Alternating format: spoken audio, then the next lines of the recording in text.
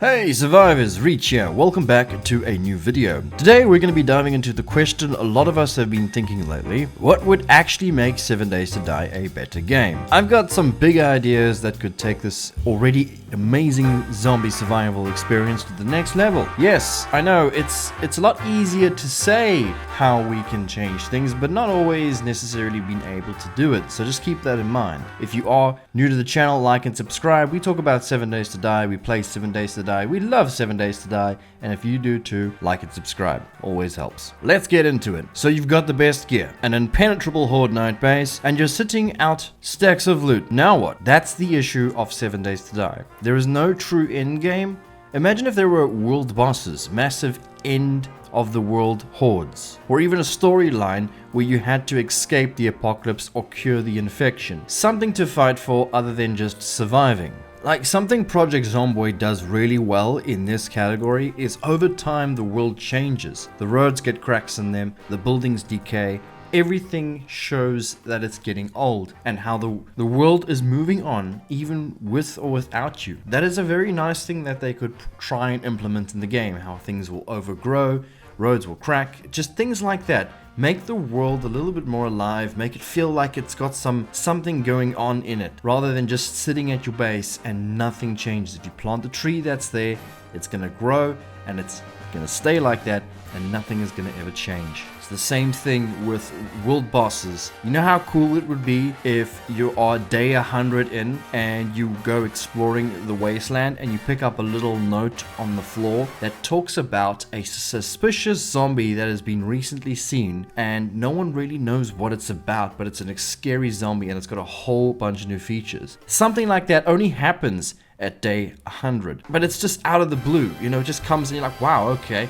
And ever since you find that note, you start experiencing and seeing these zombies in the world because you've basically unlocked that zombie by finding the note. How cool would that be? That would be freaking amazing. I can't imagine that'll be too hard to do in such a game. Like, I've always wanted to see the Funpimps implement a kind of find by unlocking feature. Now, let me explain. Very much like I just explained now, but let's say you are in the pharmaceutical building, you climb to the top and you pick up a little note that tells you about a new gun, how to make a new gun basically, and only by finding this note you then unlock that specific gun. It's the same with zombies, books, skills, things like that. You can find different notes, but only at certain stages in the game can you find these. Day 100, game stage 100, game stage 150, game stage 200, basically like that. And that's how you would get people continuing playing throughout the game, because it makes them, give them purpose to actually go out in the world and find new things and level up to unlock certain things. Building in 7 Days to Die is very satisfying, but it's always lacking this homey feel. Look, placing chairs down in your base, placing a bed in your base is all fun and dandy, but there's no purpose of actually doing this but making your base look kind of nice. Yeah, placing a bed down, you can then spawn by it. But you go around on YouTube, you see these massive bases, these massive creations that people are building. What is terrible about them is that they're all useless. There's no point of having a big base. All you need is a 5x5 box and you're good. You put your workstations in there, your storage in there, and you're good. You just upgrade it to steel. You're gonna be fine. There's no reason to build more rooms because you don't need. Having different workstations and different things, like Conan Exiles does this well, right? So you have a leathering station, a blacksmith station, an alchemy station, and in Conan Exiles what you will end up doing is making a room for each of these things to kind of decorate that room around that style of crafting.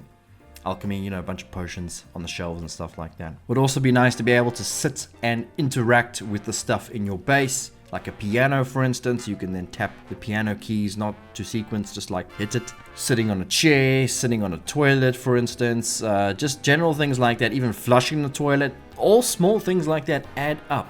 Guys, it really does. This is going to be a great way to improve the game overall. Co-op in 7 Days to Die is awesome, but imagine real group perks, shared progression systems, or even roles like medic, engineer, or scavenger. And mods, give us a built-in mod browser like Steam Workshop, so people can install epic overhaul mods like Darkness Falls in one click. This also allows people to be able to click on a server, and the server then will automatically send them a message and say, hey, you can't join the server, you need Darkness Falls. Would you like to install it? Click yes. Automatically installs, then you join the server. Simple, seamless, No explaining 5 by 5, 10 by 20, 30,000 steps to people that don't really understand how to install mods. Yes, I know, for you expert mod installers, it's so simple, and for us it's simple, but there are people that are out there that you just say mods and they will not even try to join the server or try to even enable the mod. Having Steam Workshop is really, really, really important for games' longevity and the future of games like 7 Days to Die. The mods currently is still doing very well, and the people who know how to install it and do things like that, great, but we need it to be delivered to everybody. Good news is the Funpimps have mentioned that they're going to be doing this and adding Steam Workshop to the game. So let's just pray that it works good. Another thing I would love to see come back in 7 Days to Die, if you guys did not know, way back in the past, I can't remember exactly what alpha, it could be alpha 7 or something like that, we used to have randomly generated caves in the game. They were not great, but they were interesting to find, and that was one of the places where you could find the mushrooms. I would like to see this return in the game. I would like to see randomly generated caves that have a lot more features than them and a lot more interesting stuff, maybe even super dark in there, and interesting loot that drops in there. So a procedurally generated underground system, caves, bunkers, subways, systems even as well, would be very interesting to have in the game. I think it would make a huge difference to come across a cave or something random, it's completely random in the game. Full vehicle customization would be really nice. So the whole idea of the game right now, what I've noticed is we don't have many vehicles in the game, and when you play on a seemingly large 7 Days to Die server, let's just say 10 to 20 people, you notice this pattern that everyone seems to be driving around in a same kind of capacity of vehicle. It would be nice to make these vehicles very unique to each other, to make everyone seem unique. Bit complicated, but it would be nice to have full vehicle customization. So if you wanted to put like a sheet of metal on the one front or this, that, it doesn't necessarily have to be adding benefit to the vehicle, but just customization overall would be nice. I mean, maybe adding a sheet would increase the HP by 5 or something like that.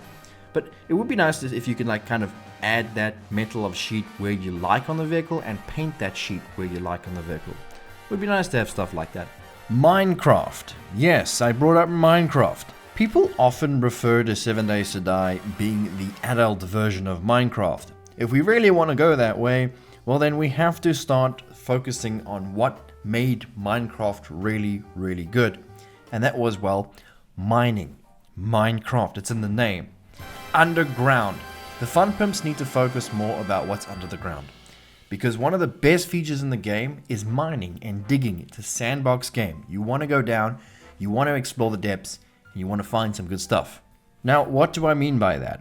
I mean that at the moment, if you dig straight down, you're going to go hit nothing but rock and iron and lead and hit the bottom bedrock. There's nothing else you're going to find down there. No open caves, no creepers, definitely no zombies, no special ores, and nothing. Literally just rocks and iron. That's it. What makes Minecraft special is that you'll be mining and eventually you'll mine into this big cavern, and there'll be like spider webs in the corner, maybe some lava at the bottom. I never understood why 7 Days to Die doesn't have lava, because that would be amazing. But yes, mining under the ground is a very big feature to the game, and they should focus more on it. Now, I'm not saying put creepers and zombies under the ground, just make it more exciting. Find more hollow caves in the ground and spider webs and maybe some coffins and stuff like that. Make it random, I don't care, but it would be nice to dig down to something that isn't nothing. 7 Days to Die is already one of the best zombie survival games out there, but still has so much potential. What do you think would make it better? Let me know in the comments, and if you enjoyed this video, smash the like button and don't forget to subscribe for more undead adventures. Let's hope that the story mode comes sooner. We all want those bandits. I know. Bandits, but let's just hope the next update has something that is bandit related. We shall see. See you guys in the next one.